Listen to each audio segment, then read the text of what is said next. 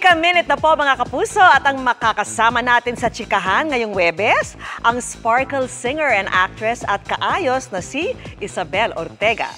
Isabel! Good evening, Miss Vicky, at good evening mga kapuso!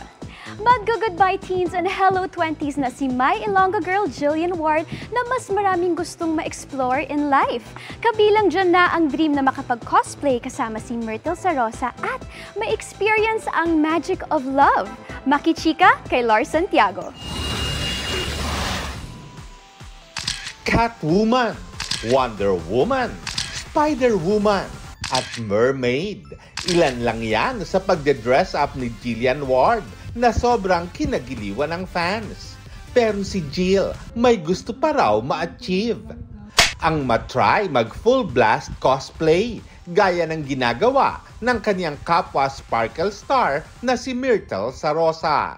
More than a decade nang nagko-cosplay si Myrtle ng iba't ibang characters gaya sa anime, film at mobile games. Dati po kasi nakikita ko na po talaga siya sa feed ko na nagko-cosplay po siya. Ako gusto ko rin i-try mag-cosplay one day. So malay niyo po kahit after ng show makapag-collaborate pa po kami.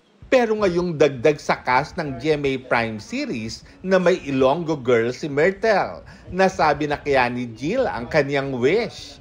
Hindi pa po. Nahihiya pa po ako magbanggit Kasi ako po wala pa akong talagang real experience. Siya po talaga sobrang professional na po siya doon. So, dadahan-dahanin ko. Tapos sasabihin ko, ate, paturo naman ako. Kung si Myrtle naman kaya ang tatanungin, sinong character kaya ang pwedeng i-cosplay ni Jill? Sabi ko parang si Angela ng ML.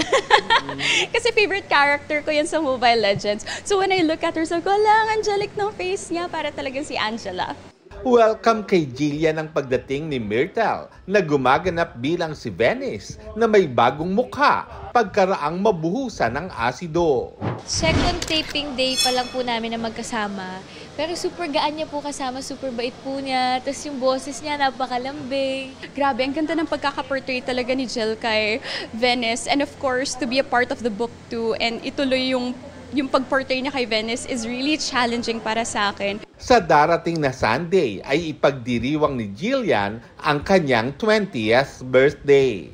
As Jill turns 20, handa na rin ba siyang bigyan ng chance ang sarili niya na magkaroon ng love life?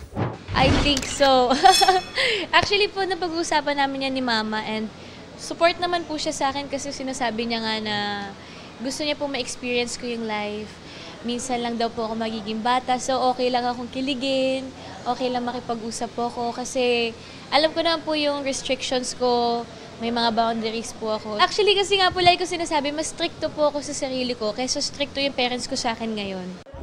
Lars Santiago, updated sa showbiz happening.